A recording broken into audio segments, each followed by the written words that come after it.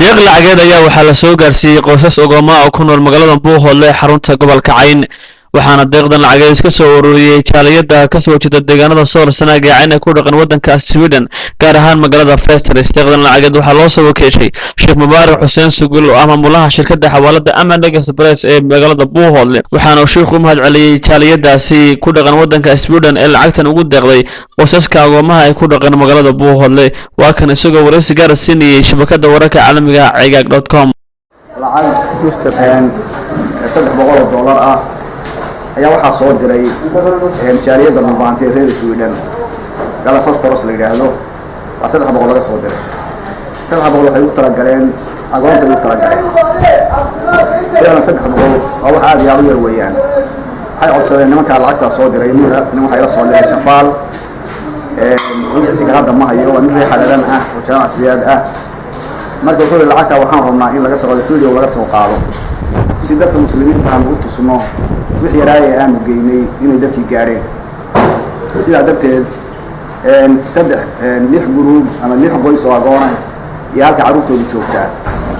lix qoys oo agoon carruurtooda halka joogtaa hata $50 oo kamid ah shaqada ay noqonaysaa inta kale min 40 lagu gaaraysaa 10 baa soo dhex joogsanaya marka 300 oo wataan gacanta ku hayo carruurta agoontaydna waa halka fadhida sida arki doontaan waxa ku jira nin saaka yimid oo laba bilood baa la igu leeyahay malcamada iskuulkiina waa laga soo eriyay hooyadayna ma taqaanay waa maqan tahay ayaa ku jira soo kaas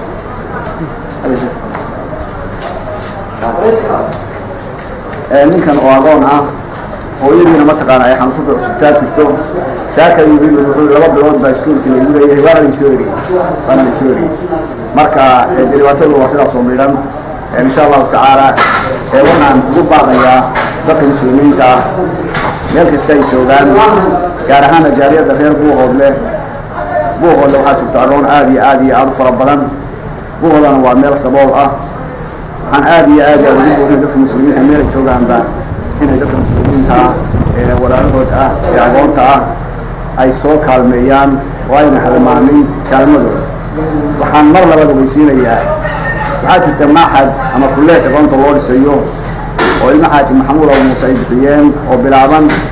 mustaqbalka haddii loo helo meel ay wax ku bartaan aqoonta oo bilaash ah wax walba ka qayb qaadanaysaa saas ayana waxaan leeyahay hal ogaado oo meeshay wax ku baran lahaayeen ha loo dhiso ugu dambeyntii Sheekh Mubaarak Xuseen Sugul waxa uu mahad celiyay jaaliyada ku dhaqan wadanka Sweden gaar ahaan magaalada Festris lacagtan ay u soo direen qoysaska agoomaha ay ku dhaqan magaalada Buuhoodle Cali Cismaan Yusuf Cali Dhagjar shabakada wararka caalamiga cigag.com magaalada Buuhoodle xarunta gobolka Cayn